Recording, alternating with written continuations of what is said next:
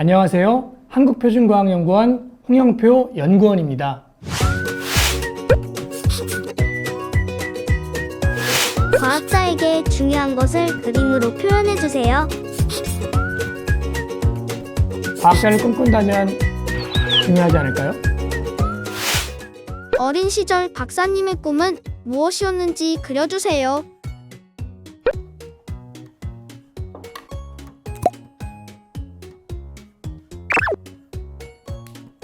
물음표를 깜깜한 터널에 비유해 보았어요.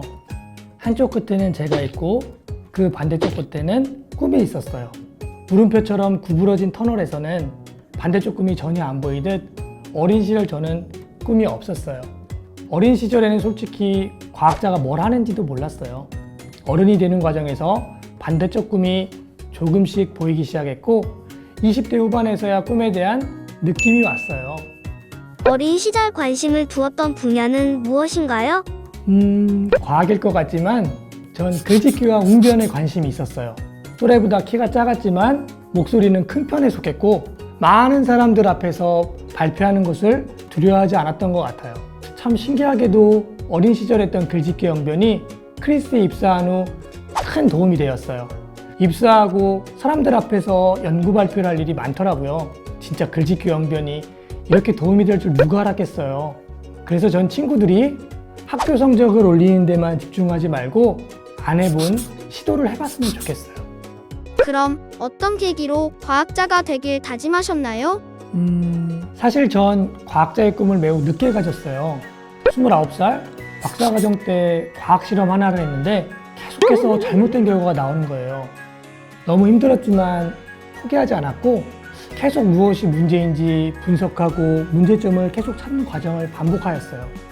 놀랍게도 그 문제를 해결하니까 바로 원하던 결과가 나오더라고요. 결과를 보고 너무 기뻐하고 행복했어요. 그 과학 실험 하나로 전 과학자의 꿈을 키웠고 현재는 꿈을 이룬 사람이 되었어요.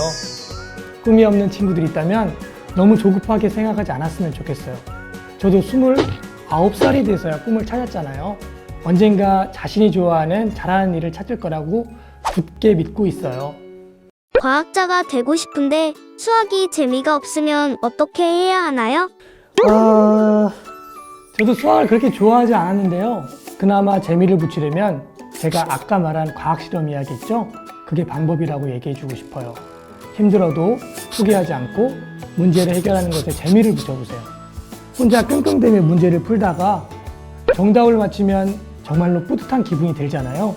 어려운 문제도 기필코 풀겠다는 그 자신감을 기억하면 좋을 것 같아요.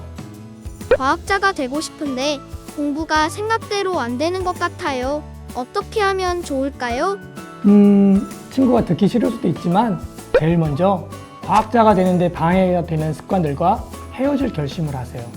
대표적으로 너무 오랜 시간 게임이나 SNS 하는 것도 저는 방해가 되는 습관이라고 생각해요. 대신 지금 당장 시작해서 볼 수 있는 것들을 소개해 볼 테니 한번 시도해 보세요. 서점에 가서 어린이 청소년 과학 잡지를 읽어보세요.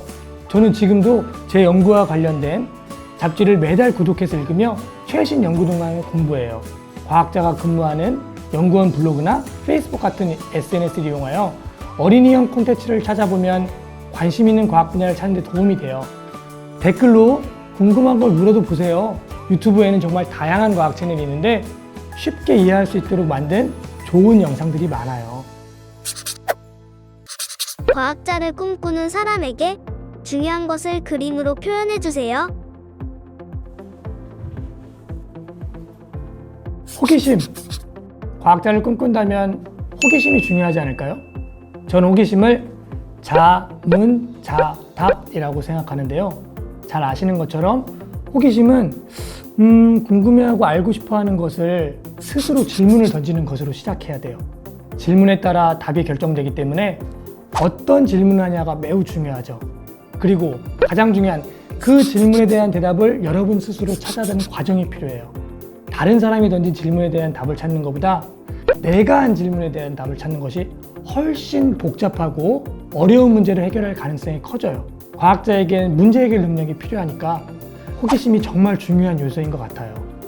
과학자로서 도움이 되는 습관은 무엇인가요? 온전히 혼자만의 시간을 가지려고 노력하는 습관이요. 저는 혼자 산책과 독서를 해요. 제게 독서는 저자와의 대화가 아니라 나와 대화하는 시간인데요. 신기하게도 책을 읽으면서 그동안 꼬여있던 생각이 정리되기도 하고 정말 막막했던 문제 해결책을 얻기도 해요. 책을 읽으면서 책의 내용과 관련 없는 아이디어가 번뜩 떠오른 적도 있죠. 연구를 하다가 어려운 문제를 만나면 그와 관련된 서적을 읽기보다는 인문학 서적을 읽으면서 문제를 해결한 경험도 여러 번 있어요. 현재 진행 중인 연구를 그림으로 표현해 주세요.